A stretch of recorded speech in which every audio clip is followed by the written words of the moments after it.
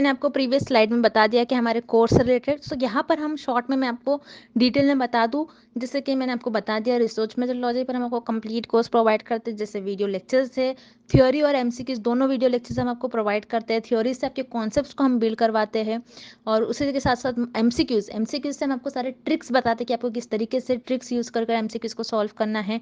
Notes काफ़ी simple language में notes है।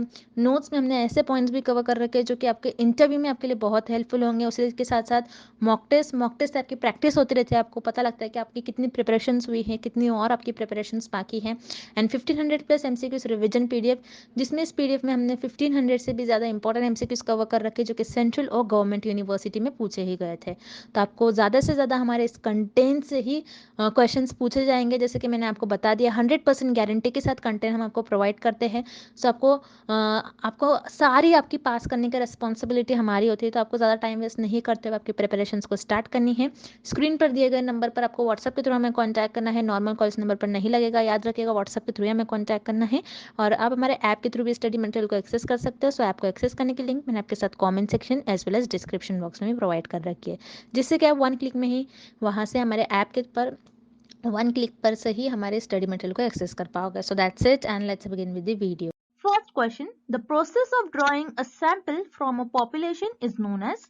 So इस क्वेश्चन में हमें फाइंड आउट करना है कि पॉपुलेशन के कुछ पार्ट पर जिसे हम सैंपल कहते हैं, सो इस प्रोसेस को हम क्या कहते हैं? सो इस प्रोसेस को हम कहते हैं सैंपलिंग। अब सैंपलिंग क्या होता है? सैंपलिंग क्या होता है ये हम एक एग्जांपल के थ्रू समझते हैं। जैसे फॉर एग्जांपल रिसर्चर को यहाँ पर रिसर्च करना है कि दिल्ली के लोगों की एवरेज इनकम क्या होती है। ओके, तो यहाँ पर दिल्ली के जो लोग हैं, बहुत ज्यादा दिल्ली में पॉपुलेशन है। ओके, बहुत ज्यादा लोग हो गए। सो यहाँ पर दिल्ली के लोगों की पॉपुलेशन करोड़ में होगी। सो रिसर्चर को एक एक लोगों से जाकर उनके डेटा को कलेक्ट करना ये तो इम्पॉसिबल हो जाएगा। तो यहाँ पर रिसर्चर क्या करेंगे? रिसर्चर पॉपुलेशन से कुछ लोगों को कलेक्ट करेंगे, जिसको हम कहते हैं सैंपल। पॉपुलेशन से पॉपुलेशन का कुछ पार्ट लेंगे। ओके, और उसी पार्ट को हम कहते हैं सैंपल, और इस सैंपल पर रिसर्चर रिसर्च परफॉर्म करेंगे। तो इसी प्रोसेस को हम कहते हैं सैंपलिंग। ओके, सो ये डेफिनेशन जो है ये सैंपलिंग की डेफिनेशन है। सो सैंपलिंग क्या होता है एक बार हम फिर से देखते हैं। जहां पर आप पॉपुलेशन जो होती है, पॉपुलेशन का कुछ पार्ट लेते हो, पॉपुलेशन का कुछ पार्ट लेते हो और पॉपुलेशन का सबसेट लेते हो, और उसी पार्ट पर आप रिसर्च परफॉर्म करते हो, जिसको हम कहते हैं सैंपल। और इस सारे प्रोसेस को हम कहते हैं सैंपलिंग। ओके, अब नेक्स्ट ऑप्शन है सेंसस। सेंसस क्या होता है? सेंसस, जिसको हम हिंदी में बोलते हैं जनगणना। ओके, सो यहाँ पर सेंसस में हर 10 साल पर गवर्नमेंट, जैसे इंडिया में हर 10 साल पे सेंसस होते हैं, जहां पर हर एक लोगों से उनकी एज, हाइट, वेट, उनका एड्रेस, उनकी इंफॉर्मेशन कलेक्ट करते हैं। सो पॉपुलेशन से हर एक लोगों की, यहाँ पर हर एक लोगों से रिसर्चर डेटा को कलेक्ट कर रहे हैं, जिसको हम कहते हैं सेंसस। ओके, वेयर सैंपलिंग में क्या होता है? सैंपलिंग में पूरे पॉपुलेशन के कुछ ही पार्ट को हम लेते हैं और उस पर रिसर्च परफॉर्म करते हैं। बट सेंसस में क्या कर रहे हैं हम? पॉपुलेशन के हर एक लोगों से सैंपल को, और यू कैन से डेटा को कलेक्ट कर रहे हैं। सो हियर ऑप्शन बी आपका इनकरेक्ट हो जाएगा, बिकॉज सेंसस में हम कोई सैंपल लेकर उस पर रिसर्च नहीं करते। तो this is the definition of sampling. So यहाँ पर आपका ऑप्शन ए करेक्ट हो जाएगा, sampling. Okay, next question, that is the list from which units are drawn for the sample. तो इस क्वेश्चन में हमें फाइंड आउट करना है कि ऐसी कौन सी लिस्ट है जहां से रिसर्चर सैंपल को सिलेक्ट करते हैं। ओके, सो यहाँ पर इस लिस्ट को हम कहते हैं सैंपलिंग फ्रेम और सर्वे फ्रेम। अब सैंपलिंग फ्रेम और सर्वे फ्रेम क्या होता है? अगेन हमने जो प्रीवियस क्वेश्चन में एग्जांपल लिया था, वही एग्जांपल के थ्रू समझते हैं। फॉर एग्जांपल, जैसे रिसर्चर को यहाँ पर रिसर्च करना है कि दिल्ली के लोगों की एवरेज इनकम क्या होती है। ओके, दिल्ली के लोगों की एवरेज इनकम कितनी होगी। सो यहाँ पर रिसर्चर कुछ लोगों की लिस्ट बनाएंगे। ओके, जैसे कुछ लोगों का यहाँ पर रिसर्चर नेम लिखेंगे। सो इसी लिस्ट से रिसर्चर सैंपल सिलेक्ट करेंगे। मीन्स इसी लिस्ट में से रिसर्चर कुछ लोगों को सिलेक्ट करेंगे, जिसको हम कहते हैं सैंपल, और इसी सैंपल पर रिसर्च परफॉर्म करेंगे। तो इस लिस्ट से रिसर्चर क्या कर रहे हैं, सैंपल को ले रहे हैं। तो इसी लिस्ट को हम कहते हैं सैम्पलिंग फ्रेम और सर्वे फ्रेम, जहां से आप एक सोर्स है, ये सोर्स है, एक लिस्ट है, जो लिस्ट है ये आपका सोर्स है, आप सोर्स से सैंपल को सिलेक्ट कर रहे हो। सो इसी लिस्ट को हम कहते हैं सैम्पलिंग फ्रेम और सर्वे frame. So this is the definition of sampling frame as well as survey frame. So यहाँ पर आपका करेक्ट ऑप्शन हो जाएगा option D, both A and B is the right answer. Next, arrange the following steps of sampling process in the right order. So students, इस question में हमें sampling process के steps given है और हमें उन स्टेप्स को करेक्ट सीक्वेंस में प्लेस करना है। ओके, सो यहाँ पर जब भी रिसर्चर सैम्पलिंग प्रोसेस परफॉर्म करते हैं, सो फर्स्ट स्टेप में रिसर्चर टारगेट पॉपुलेशन को डिफाइन करते हैं। अब टारगेट पॉपुलेशन क्या होती है? सो टारगेट पॉपुलेशन मीन्स जिस पॉपुलेशन पर रिसर्चर को रिसर्च करनी है उसे रिसर्चर अपनी रिसर्च में डिफाइन करते हैं और उसे हम कहते हैं टारगेट पॉपुलेशन। जैसे कि मान लीजिए रिसर्चर को रिसर्च करना है कि टीनेजर्स के जो बिहेवियर्स होते हैं उन पर रिसर्च करना है, टीनेजर के बिहेवियर्स कैसे होते हैं। अब टीनेजर मीन्स जिनकी एज 13 से 19 ईयर्स होती है। ओके, अब ये टीनेजर्स की पॉपुलेशन, तो इंडिया में बहुत ज्यादा पॉपुलेशन है टीनेजर्स की, सो एक एक पॉपुलेशन से डेटा को कलेक्ट करना ये पॉसिबल हो जाता है। सो रिसर्चर क्या करेंगे, इस पॉपुलेशन की हेल्प से कुछ लिस्ट बनाएंगे। ओके, और इस लिस्ट में उन लोगों के नेम होंगे और इसी लिस्ट को हम क्या कहते हैं, सैम्पलिंग फ्रेम और सर्वे फ्रेम।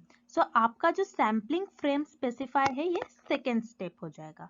देन थर्ड स्टेप में रिसर्चर क्या करेंगे, इसे सैम्पलिंग फ्रेम जहां पर रिसर्चर ने टीनेजर्स के जो बिहेवियर्स है उनकी लिस्ट बनाए थे, सो उसी लिस्ट को यूज करते हुए रिसर्चर ये डिसाइड करेंगे कि किस मेथड से सैंपल को सिलेक्ट करना है। सो यहाँ पर रिसर्चर सैम्पलिंग मेथड डिसाइड करेंगे कि रिसर्चर को यहाँ पर उनके कन्वीनियंस के बेसिस पर रिसर्चर को सैंपल को सिलेक्ट करना है या फिर उनके जजमेंट के बेसिस पर, या फिर वो रिसर्चर रैंडमली सैंपल्स को सिलेक्ट करेंगे। ओके, सो आपका सैम्पलिंग मेथड ये आपका थर्ड स्टेप हो जाएगा।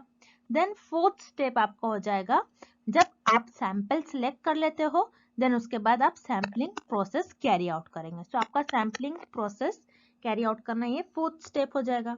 सो हियर करेक्ट ऑर्डर आपको ऑप्शन बी में गिवन है, जहां पर पहले आप टारगेट पॉपुलेशन को डिफाइन करते हो, देन सैम्पलिंग फ्रेम स्पेसिफाई करते हो, देन थर्ड स्टेप में आप डिसाइड करते हो कि आप किस मेथड से सैंपल को सिलेक्ट करोगे, एंड द लास्ट स्टेप में आप सैम्पलिंग प्रोसेस को एग्जीक्यूट करते हो। ओके, सो आपका ऑप्शन बी राइट हो जाएगा। Next question, Which of the following is an advantage of sampling? तो फ्रेंड्स जैसा कि हमने देखा था सैम्पलिंग प्रोसेस क्या होता है, जहां पर आप पॉपुलेशन के कुछ पार्ट पर ही आप रिसर्च परफॉर्म करते हैं, जिसको हम बोलते हैं सैंपल। ओके, आप इसी पार्ट पर रिसर्च परफॉर्म करते हैं, क्योंकि आप पूरे पॉपुलेशन पर रिसर्च नहीं परफॉर्म करते, पॉपुलेशन के कुछ ही पार्ट पर रिसर्च परफॉर्म करते हो, इसलिए आपका यहाँ पर पैसा बच जाता है और टाइम भी आपका बच जाता है। सो सैम्पलिंग के एडवांटेजेस होते हैं, it reduces cost and less time consuming sampling process होता है। सो यहाँ पर आपका करेक्ट ऑप्शन हो जाएगा option C, both A and B are the advantages of sampling process. Okay, next question, increasing the sample size has the following effect upon the sampling error. So friends, इस question में हमें find out करना है कि अगर हम sample size को increase करते हैं तो हमारे सैंपल एरर्स कैसा होगा। सैंपल एरर क्या, अगर हम सैंपल साइज इंक्रीज कर रहे हैं तो सैंपल एरर क्या हमारा इंक्रीज होगा, डिक्रीज होगा, कि हमारे सैंपल एरर पे कोई इफेक्ट नहीं होगा। सो हमें ये फाइंड आउट करना है। सो रिमेंबर फ्रेंड्स, जैसे हम देख रहे हैं हम पॉपुलेशन से कुछ पार्ट पर रिसर्च करते हैं जिसको हम कहते हैं सैंपल। ओके, अगर आप आपका सैंपल का साइज इंक्रीज करते हैं, ओके, अगर आप आपका सैंपल का साइज इंक्रीज करते हैं, तो यहाँ पर आपको क्या हो जाएगी, ज्यादा इंफॉर्मेशन, आपकी इंफॉर्मेशन इंक्रीज हो जाएगी, और जितनी ज्यादा आपके पास इंफॉर्मेशन होगी उतना ज्यादा आपका जो एरर है वो एरर आने के कम चांस हो गए। ओके, एरर आपके सैम्पलिंग में एरर ज्यादा नहीं होंगे, एरर मीन्स आपसे ज्यादा गलती नहीं होंगी, आपका जो रिजल्ट होगा, रिजल्ट्स आपके एक्यूरेट आएंगे। ओके, सो यहाँ पर जब भी आप सैंपल का साइज इंक्रीज करते हो सो आपका जो सैंपल एरर होता है, एरर में सैम्पलिंग में एरर आने की कम चांस हो जाए। सो यहाँ पर आपका ऑप्शन बी करेक्ट हो जाएगा, it reduces the sampling error. Option B here is the right answer. Moving on to the next question. If a sample is a representative subset of the population we are interested in studying, then the sample is। So students, इस question में हमें find out करना है एक ऐसा sample जो पूरी population को रिप्रेजेंट कर रहा है, तो उस सैंपल को हम क्या कहेंगे। ओके तो जैसा कि हमको पता है सैम्पलिंग क्या होता है, जहां पर हम पूरे पॉपुलेशन के कुछ पार्ट पर स्टडी करते हैं जिसको हम कहते हैं सैंपल।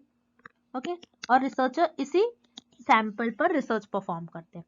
तो यहाँ पर जैसे कि आप देख रहे हो सैंपल पर अगर रिसर्चर रिसर्च परफॉर्म करते हैं सो रिसर्चर को जो भी रिजल्ट मिलते हैं, सो अगर ये रिजल्ट पूरी पॉपुलेशन पर रिसर्चर अप्लाई कर रहे हैं तभी हम इस सैंपल को कहेंगे कि ये सैंपल एक अच्छा सैंपल है। सो ऐसा सैंपल जो पूरी पॉपुलेशन को रिप्रेजेंट करता है उसे हम कहते हैं वो सैंपल एक अच्छा सैंपल है। तो यहाँ पर आपका ऑप्शन ए करेक्ट हो जाएगा, then the sample is good sample. Next, what are the characteristics of a good sample? So students, इस क्वेश्चन में हमें एक गुड सैंपल के फीचर्स फाइंड आउट करने हैं कि एक अच्छा सैंपल कैसा होता है। तो यहाँ पर आपको ऑप्शंस गिवन है, it should B economical. So yes, आपका जो एक अच्छा सैंपल है, आपका गुड सैंपल है, वो इकोनॉमिकल होना चाहिए, मीन्स आपके बजट में होना चाहिए। ओके बहुत ज्यादा कॉस्टली नहीं होने चाहिए। तो यहाँ पर आपको ऑप्शन ए करेक्ट हो जाएगा। Then option B, it should provide actual information. Okay, so आपका जो सैंपल है आपको सैंपल आपका सही इंफॉर्मेशन देना चाहिए, तभी जो आप रिसर्च के जो रिजल्ट है आप पूरे पॉपुलेशन पर अप्लाई कर पाओगे। तो यहाँ पर आपका ऑप्शन बी भी करेक्ट हो जाएगा। Then option C, it should be proportional. अब प्रोपोर्शनल क्या होता है, प्रोपोर्शनल आपके लिए न्यू वर्ड है। जैसे सैंपल से जो रिजल्ट्स आ रहे हैं, अगर ये रिजल्ट्स आप पूरी पॉपुलेशन पर अप्लाई कर पा रहे हो तो इसको हम कहते हैं आपका जो सैंपल है ये प्रोपोर्शनल है। Okay so good sample it should be proportional, एक अच्छा सैंपल जो है वो प्रोपोर्शनल होना चाहिए। तो आपका यहाँ पर ऑप्शन सी भी करेक्ट हो जाएगा। So for this question correct option is option D, all the above. Next, a sample statistic is. इस क्वेश्चन में हमको सैंपल स्टैटिस्टिक की डेफिनेशन फाइंड आउट करनी है। तो सैंपल स्टैटिस्टिक क्या होता है, सैंपल स्टैटिस्टिक की बहुत सिंपल डेफिनेशन है। सो आपको बस ये याद रखना है कि आपको जो सैंपल से इंफॉर्मेशन मिलती है, जैसे सैंपल का मीन, मीडियन, मोड, एवरेज, तो ये सारी इंफॉर्मेशन को हम सैंपल स्टैटिस्टिक कहते हैं। सो यहाँ पर आपका ऑप्शन ए करेक्ट हो जाएगा, a piece of information that you get from the sample. Then आपको ऑप्शन बी और सी क्या गिवन है, the goodness of the sample and the quality of the sample. सुनो स्टूडेंट्स, यहाँ पर आपका ऑप्शन बी और सी दोनों भी इनकरेक्ट हो जाएगा, बिकॉज सैंपल स्टैटिस्टिक आपको सैंपल कितना अच्छा है ये नहीं बताता है और ना ही आपको सैंपल की क्वालिटी बताता है। तो सैंपल स्टैटिस्टिक बस ये होता है कि जो आपको सैंपल की इंफॉर्मेशन प्रोवाइड करे, जैसे mean, median, mode, average. Okay so उसे हम कहते हैं सैंपल स्टैटिस्टिक। सो यहाँ पर आपको ऑप्शन ए करेक्ट हो जाएगा, option A here is the right answer. Moving on to the next question, which of the following is a disadvantage of sampling? So इस क्वेश्चन में हमें सैम्पलिंग के डिसएडवांटेज किस ऑप्शंस में गिवन है ये हमें फाइंड आउट करने हैं। ओके जैसे कि हमने प्रीवियस क्वेश्चन में देखा था, एक अच्छा सैंपल वही होता है जो पूरी पॉपुलेशन को रिप्रेजेंट करे। ओके लेकिन रिमेंबर स्टूडेंट्स, समटाइम्स रिसर्चर के लिए इम्पॉसिबल होता है कि वो ऐसा सैंपल सिलेक्ट करे जो पूरी पॉपुलेशन को रिप्रेजेंट कर रहा है। ओके तो जिसकी वजह से क्या होता है, सैंपल के थ्रू जो रिजल्ट आते हैं उनमें एरर्स हो जाते हैं, बहुत ज्यादा एरर्स आते हैं। So yes this is the advantage of sampling. So यहाँ पर आपका ऑप्शन ए करेक्ट हो जाएगा, option A is the disadvantage of sampling, difficulties in selecting truly a representative sample. Okay then आपको ऑप्शन बी गिवन है, poor or incorrect response. Okay तो यहाँ पर आपको ऑप्शन बी भी करेक्ट हो जाएगा, ये भी एक डिसएडवांटेज है सैम्पलिंग का। जैसे कि हमने देखा था सैंपल्स के थ्रू रिसर्चर डेटा कलेक्ट करते हैं। तो क्या होता है, कभी कभी रिसर्चर ने जो सैंपल लिया है, सैंपल्स में जो लोग हैं उनके थ्रू रिसर्चर को कुछ रॉन्ग इंफॉर्मेशन मिल जाती है, कुछ गलत इंफॉर्मेशन वो दे देते हैं, और रिसर्चर वही इंफॉर्मेशन अपने डेटा में इंक्लूड करते हैं, जिसकी वजह से जो रिजल्ट्स आते हैं वो रॉन्ग आते हैं, इनकरेक्ट रिजल्ट्स आते हैं। तो ये भी एक डिसएडवांटेज हो गया सैम्पलिंग का। ओके, सो यहाँ पर आपका ऑप्शन सी करेक्ट हो जाएगा, because option A and B both are the disadvantages of sampling. So यहाँ पर option C is the right answer. Next, what are the types of sampling? इस क्वेश्चन में हमें सैम्पलिंग के कौन कौन से टाइप्स होते हैं ये फाइंड आउट करना है। सो रिमेंबर स्टूडेंट्स, सैम्पलिंग के सिर्फ और सिर्फ दो ही टाइप होते हैं। फर्स्ट होता है probability sampling and the next is non probability sampling. अब प्रोबेबिलिटी सैम्पलिंग क्या होता है? प्रोबेबिलिटी सैम्पलिंग वो सैम्पलिंग होता है जहां पर रिसर्चर रैंडमली सैंपल्स को कलेक्ट करते हैं। ओके, और नॉन प्रोबेबिलिटी सैम्पलिंग वो होता है जहां पर रिसर्चर उनके जजमेंट और कन्वीनियंस के हिसाब से सैंपल सिलेक्ट करते हैं। ओके, उसे हम कहते हैं नॉन प्रोबेबिलिटी सैम्पलिंग। अब probability sampling and non probability sampling के भी फर्दर टाइप्स होते हैं। अब प्रोबेबिलिटी सैम्पलिंग क्या होती है और नॉन प्रोबेबिलिटी सैम्पलिंग क्या होती है और उसके टाइप्स हम नेक्स्ट लेक्चर में देखेंगे। Okay, for this question option D is the right answer, both A and B are the correct answer for this question. Okay, and thank you for watching this video.